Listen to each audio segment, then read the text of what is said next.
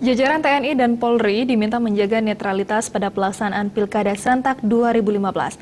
Hal itu disampaikan Gubernur Bali, Made Mangkupastika, usai memimpin apel peringatan Hari TNI ke-70 di lapangan Niti Mandala Renon Denpasar pagi tadi.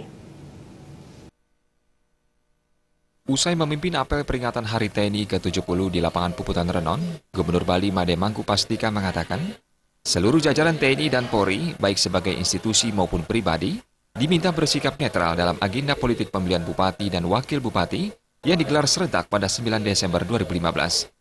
Sikap netral tersebut dibutuhkan agar perhelatan politik pemilihan bupati dan wakil bupati 2015 bisa berjalan dengan baik dan dilandasi semangat demokrasi. Oh iya, harus netral lah dan jaga baik-baik. Seperti diketahui, pemerintah akan menggelar pemilihan kepala daerah serentak pada 9 Desember 2015 yang akan diikuti sejumlah daerah di Indonesia termasuk 6 kabupaten kota di Bali. Perhelatan politik ini telah memasuki tahapan kampanye. Seluruh pasangan calon mulai menemui calon pemilih untuk menyampaikan visi misi serta program unggulannya demi meraih simpati. Pujian